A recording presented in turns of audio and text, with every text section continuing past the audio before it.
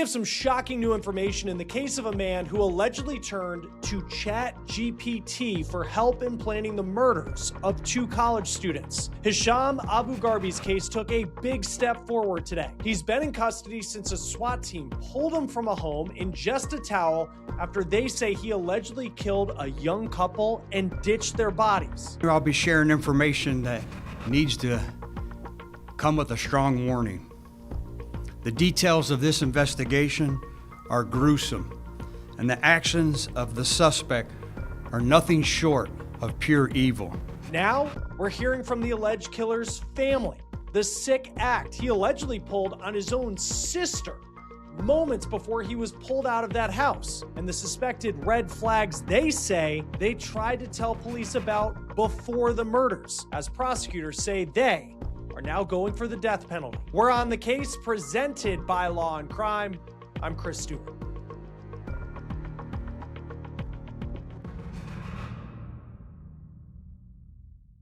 Real quick before we start this episode of On the Case, got to tell you about the free app Upside. It gets you cash back on everyday items, gas, groceries, takeout, and this app, it is free. So here's what you do. Download Upside for free, claim an offer at their 100,000 plus locations, then pay like you typically would with your card. After that, verify the purchase and you get money back. I've used it when I pump gas, or maybe I'm doing takeout. I search for offers on Upside first. Then after I spend, money appears in my app and I transfer it straight to my bank. Upside's frequent users earn an average of $254 back a year. So what do you do now to start getting your cash back? Download Upside for free. You can click the link in the description, scan this QR code on your screen, and use promo code OTC, and that will get you an extra 25 cents bonus on every gallon on your first tank of gas. It appears the evidence in this case is overwhelming for the prosecution. And then on top of that, you add in what this suspect allegedly put into ChatGPT. Prosecutors say everything he was thinking in allegedly planning the murders of these 2 students was put into an AI chatbot. Hisham Abugharbieh's case was in court for his arraignment on Monday in Tampa. This is video from his initial appearance back in April after his arrest. Now, we'll get into what happened in court today, what it means for this case going forward in just a moment. We're also learning about a very disturbing situation that allegedly played out before he was arrested back in April at his family's home. Now, Hisham is accused of killing his roommate, 27-year-old Zamil Limon, and his roommate's girlfriend, a woman named Nahida Bristy. Both of them were PhD students at the University of South Florida in Tampa. They were from Bangladesh originally, and they came to this country to study.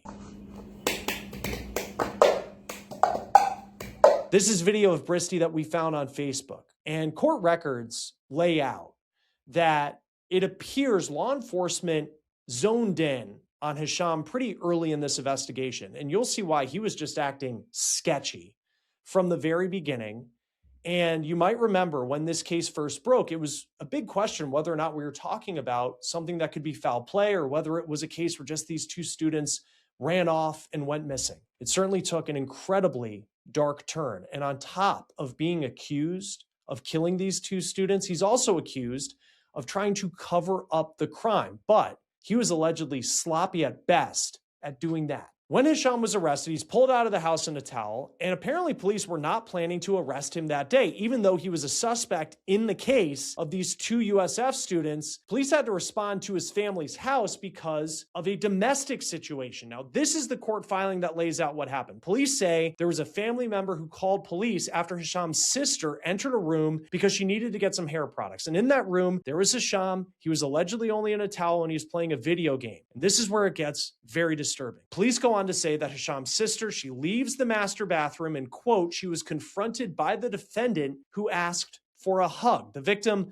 was giving him a side hug when the defendant grabbed the victim and held her against her will in a front hug. The defendant was attempting to kiss the victim on her lips and asking her to kiss him. The victim was able to push away from the defendant and retreated to the master bedroom door where she found the door shut and locked. Again, we are talking about the victim being his own sister, allegedly here. Please note that the victim and the defendant have resided together in the past as a family, and the victim identified the defendant as her older brother. Certainly disturbing details there. Now, police were called and Hisham was taken out of the house in a towel. Police charged him in connection to the domestic situation with battery and false imprisonment. But let's face it, those charges are nothing compared to what he's facing in the case of the 2 USF students that he allegedly killed.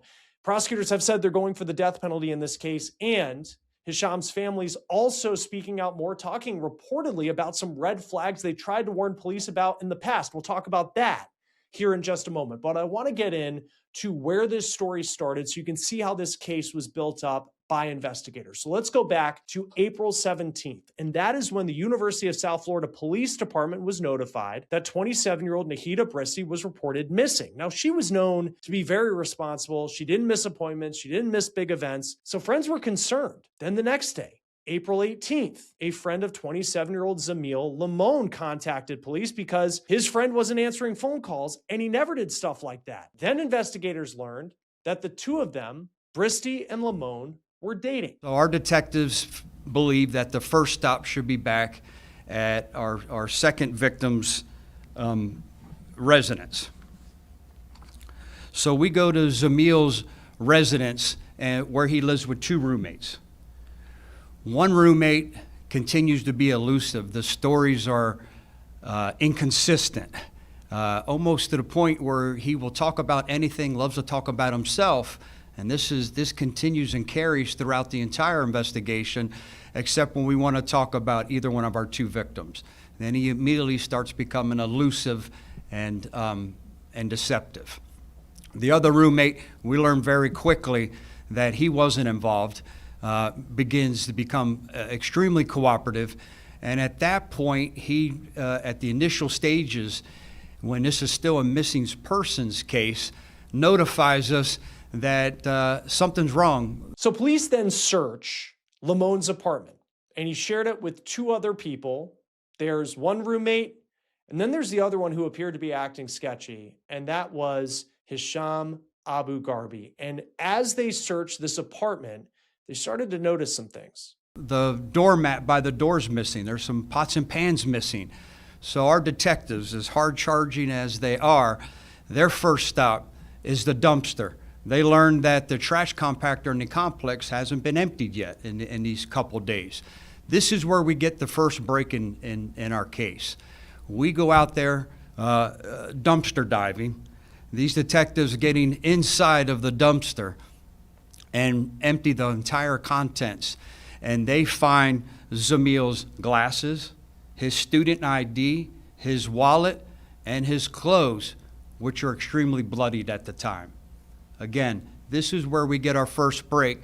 This is where, during this timeline, this missing persons becomes a missing person endangered case. In the early stages, some people floated the idea that maybe Bristy and Limon, they ran off to get married, that this was just a case of people running away. The story then takes an incredibly dark turn. At the time, we believe that our now suspect was at just a point of interest. We needed more information. So we have enough evidence to get a search warrant. We go back to the residence and we serve the search warrant. And the search warrant's for the residence, for the roommates, both roommates' phones, for their person, and for their cars. They go into the residence, and we have some amazing technology, one of it being Blue Star that identifies the presence of blood. And when they deploy Blue Star, they can see in the kitchen area there's a large pool of blood. They see that the blood continues down the hallway and into our suspect's bedroom. The technology is so precise and finite that we can see the outline of a human being on the floor next to our suspect's bed where he was curled up in a fetal position. So this is where it appears police say they zoned in on Hisham. Not only was he acting, and in the words of the chief, elusive and deceptive, there was reportedly a blood trail in the kitchen, and then you get what he was putting into ChatGPT, allegedly. We then examine his phone. His entire history had been wiped clean. No text messages, no emails, no GPS data. His search history totally cleared. So it takes us a little bit of time at that point because we have to do a forensic deep dive onto the phone. And what we found by doing a forensic deep dive is where we found a lot of disturbing searches. He searches for, can a knife penetrate a skull? Can a neighbor hear a gunshot? Can you bury a body in a trash bag and throw it in a dumpster? While he's conducting these searches, we also see and discover that he's making purchases for large, heavy-duty black contractor bags, Lysol wipes, duct tape, lighter fluid, a lighter. As he's ordering some of the items from Amazon, some of them come from DoorDash. I wanted everyone in the room to think about this. These searches were conducted days before our two victims went missing. This was calculated. This is what makes this so premeditated. But the evidence, according to police, doesn't stop at that online activity. We then look at him. He's got a laceration to his left pinky, and on the back of his left tricep, he has a deep laceration where he should have been properly sutured. He should have went and got stitches. He was unable to explain where he got those, what we believe is defensive wounds. At that point, we turn to the car. In the trunk, very little blood. On the floorboard of the passenger side of his vehicle, again deploying Blue Star technology, we see a large amount of blood there. We later find out that that's Nahida's blood. That comes back to her.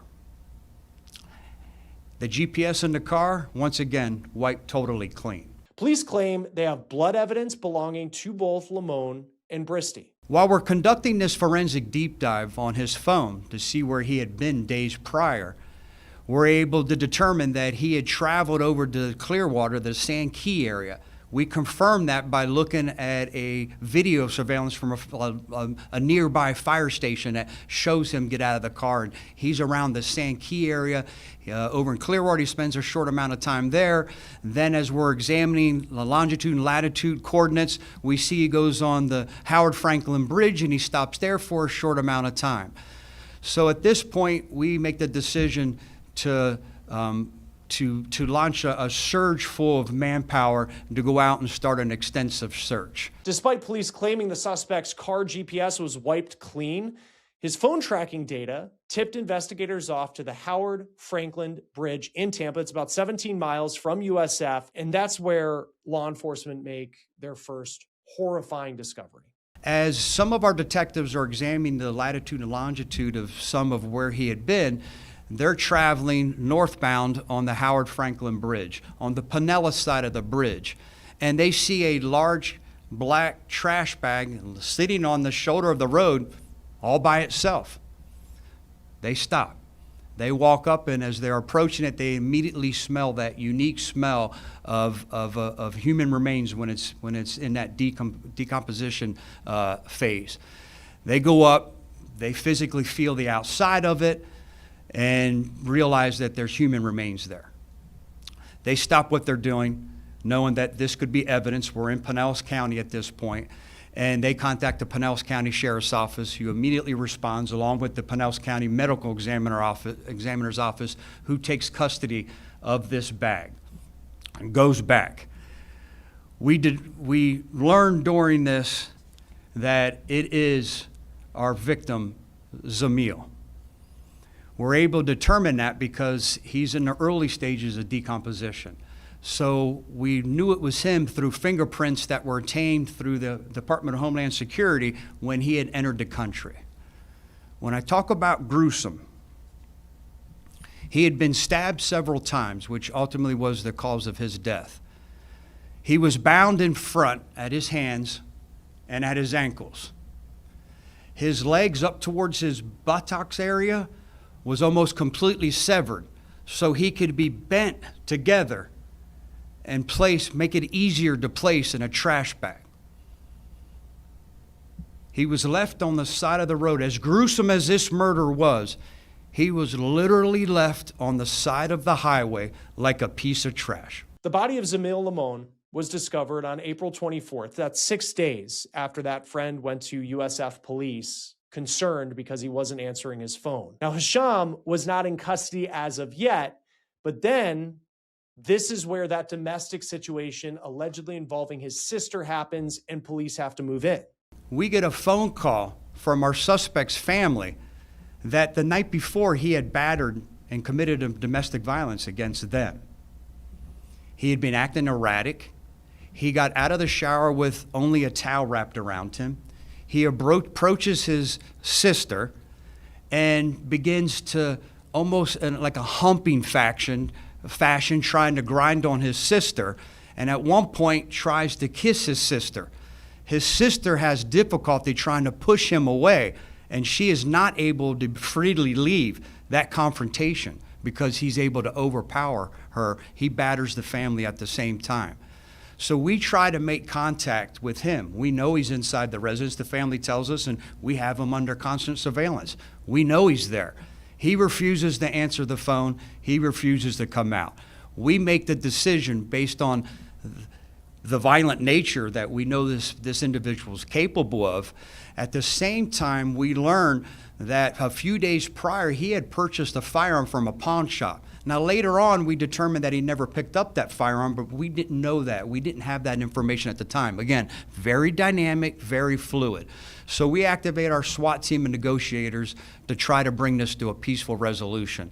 After several hours of trying to make contact, we're at the point where we made a determination we're going to go in and physically remove him from the house, place him under arrest. Right about that point, as you guys have seen the video and are watching the video now, he surrenders peacefully and he's placed under arrest without incident. At that time, we begin conferring with the state attorney who has been there since moment one, walking through this, and we're able to charge him with a bunch of charges that at that point, later on, charge him ultimately with the two premeditated murders of our two victims. Now, at that time, police had Hisham in custody. They had Limon's body, but Bristy was still missing. And even though there was a lot of evidence that Hisham had allegedly taken her life as well, we still didn't know where her body was. Two recreational kayakers are out, again, on the Pinellas County side. And while this is occurring, the deputies and Marine unit are doing a great job trying to determine the tide and when they're occurring and what the tide patterns are to see, hey, how far of a search pattern do we need? The divers are still in the water. As you guys were out there covering, it was a long several days as we were trying to locate our two victims, especially now knowing that we have one victim, the other one should still be in the nearby area. As one of our kayakers is fishing, his fishing line snags on a bag. He has to go further into the mangroves. He smells something, as he describes as undescribable. And when he went and got closer to remove his fishing line, he sees that a plastic bag has been opened. There's been salt water in there. He can't tell what it is, but it looks like a human body. So he does the right thing and contacts law enforcement. We immediately relocate over there, contact the Pinellas County Sheriff's Office Marine Unit that's already out there with us, the Pinellas County Medical Examiner, Pinellas County Forensic Science Department, who came out and took custody. For nearly 5 days, police didn't know if those remains belonged to that missing girl. Unfortunately, because of the conditions that her body was left in, it was more in those advanced stages of decomposition, and we weren't able to just do a fingerprint. So that's what took longer. Today, I'm able to confidently stand in front of you and tell all of you that we have located Nahida Bristy. We have contacted her family.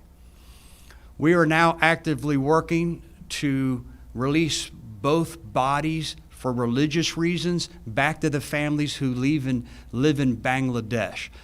We were able to determine that this was Nahida. Unfortunately, couldn't do it because of fingerprints, but we did it because of DNA. We were able to confirm DNA, some dental work that she had done and the clothing that she still had on from the video that we saw the April 16th when the University of South Florida Police Department narrowed down was the last time that she was observed on campus. We now know that Zamil, Limon and Nahida Bristy's remains have been found. But according to the sheriff, the investigation is far from over. We still at this point don't know what a possible motive may be. CBS also cited a 2023 protective order that was put in by Hisham's brother alleging erratic behavior in the house, including moments where Hisham would scream out allegedly that he was God and everyone should bow down to him. He does have a criminal history that we provided to you, a domestic against his brother, and at some point in a separate complex, he had entered an apartment that wasn't his, and when they caught him inside the apartment, he pushed one of the maintenance workers down, and that was a charge. Hisham is facing several charges, including 2 counts of first-degree premeditated murder with a weapon, unlawfully holding or moving a dead human body in unapproved conditions, intent to conceal, tampering with evidence, false imprisonment, and battery, and prosecutors have said they're going for the death penalty in this case. Today, Hisham's case was back in court for his arraignment, but he wasn't there. He didn't show up. His attorneys entered a not guilty plea on his behalf. They also waived his right to a speedy trial. Interesting development here is the state attorney for Hillsborough County, Susie Lopez, is reportedly trying this case herself, according to Fox 13 in Tampa. Now, this case has been consolidated into one, so Hisham will be tried once for both murders. Court records show a trial date has been set tentatively for November of next year. Join us now to talk more about this case is former state attorney in Palm Beach County, Florida, Dave Ehrenberg. Good to see you as always. They're going for the death penalty in this case. What do you make of that decision? I totally predicted it, because if you're not going to seek the death penalty in this brutal murder of 2 innocent young people, then when are you going to seek it? I mean, this is the type of case that I think deserves a death penalty. And there are at least 3 aggravators that the state is pointing to, because under Florida law, you have to have at least 1 aggravator that's in the statute that you can prove beyond a reasonable doubt that gets you the ability to seek capital punishment. You have to get at least 1. They're mentioning 3. The defense, on the other hand, can mention anything as a mitigator. It doesn't have to be in the statute. There is no statute for mitigators. It's anything.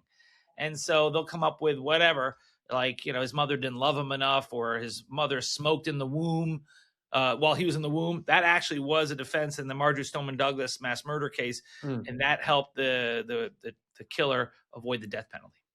Yeah, and walk us through, because it is a little different in certain states when it comes to the death penalty. We have a long way to go till we get to the point where, he's found guilty, and then you get to the penalty phase. How does the penalty phase work? If he is guilty of what's being alleged, found guilty of these murders, and what goes into determining whether or not he gets the death penalty?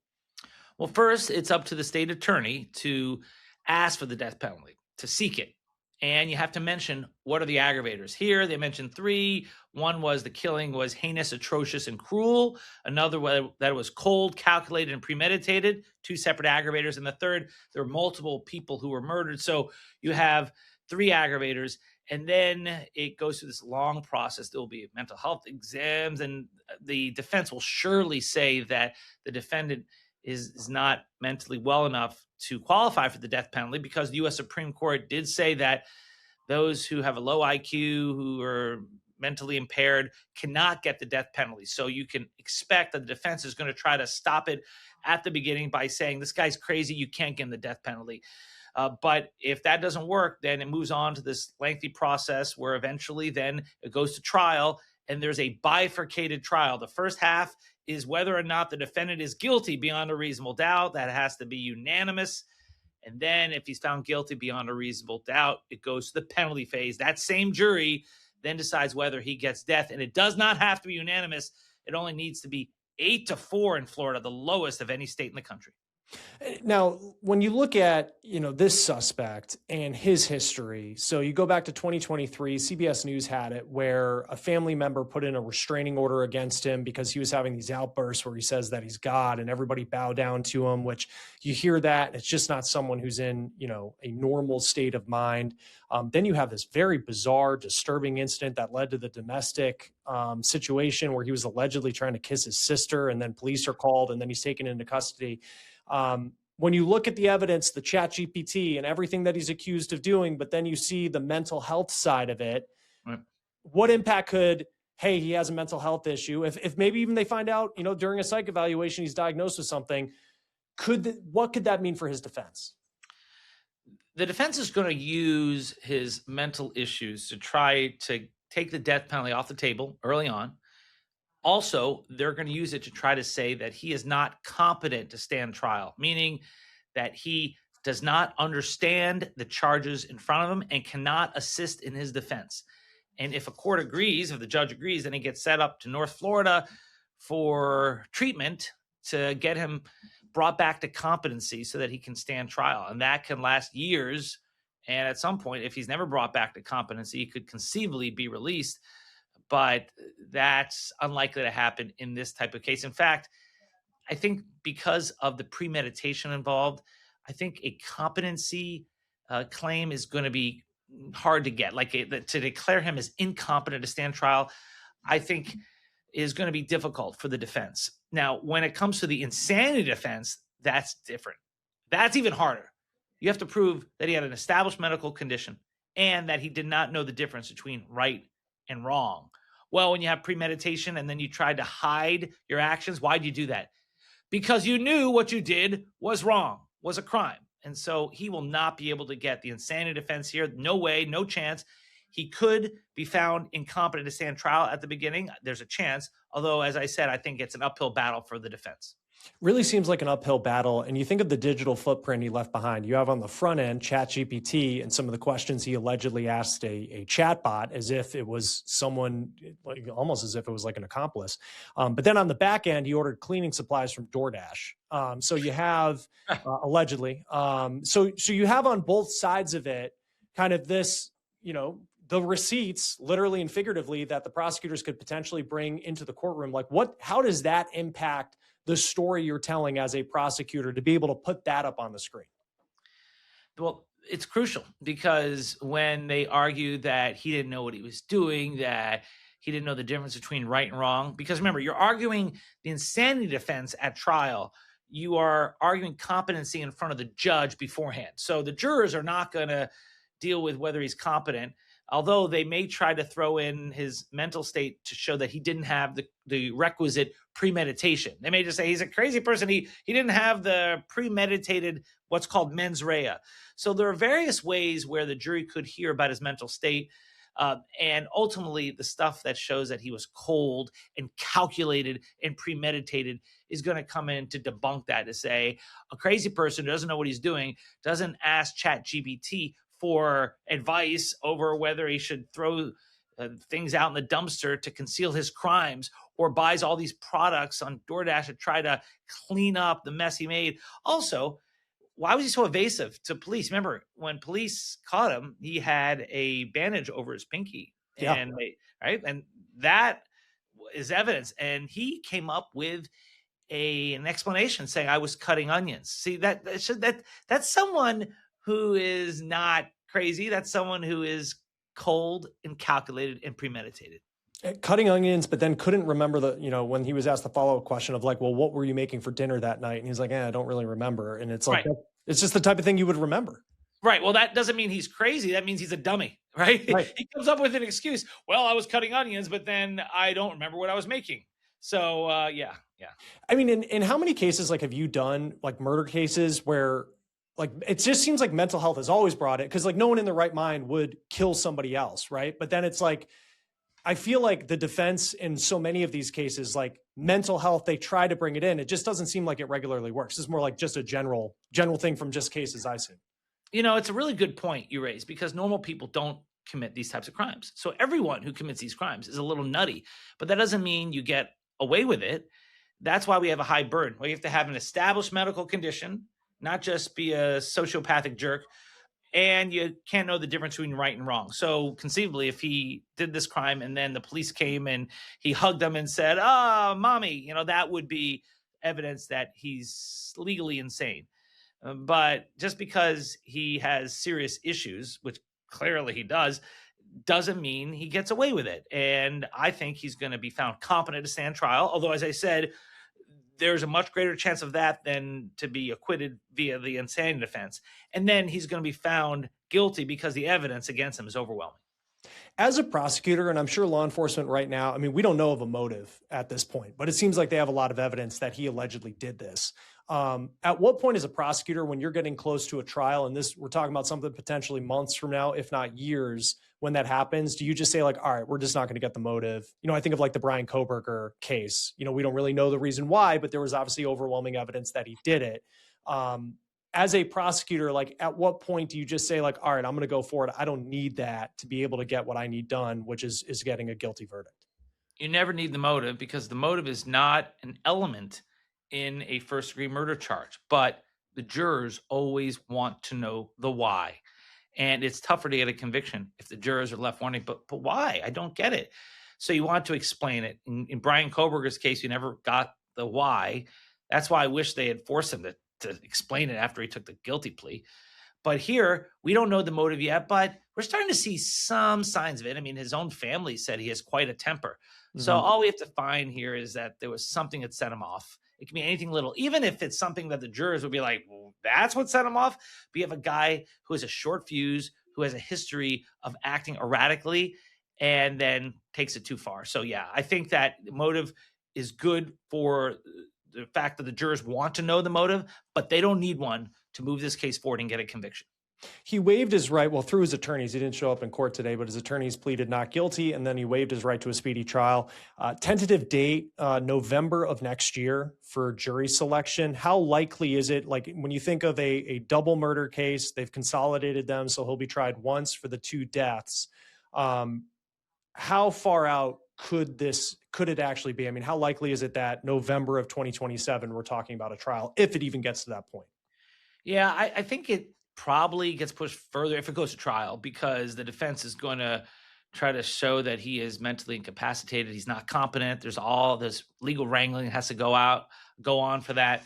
And the defense will try to push it. I mean, that's their goal because they don't have a good defense. So a delay inures to their benefit, because what happens when you delay a case, well, memories fade, witnesses die or grow incapacitated, evidence spoils, and the passions of a community start to cool. And so the best thing for the prosecutors, I think, would be try this as soon as you can, but the defense is not going to let that happen, especially when you have the death penalty. The judge is going to give the defense every benefit of the doubt, every ability to delay this at least until they can't delay it any further.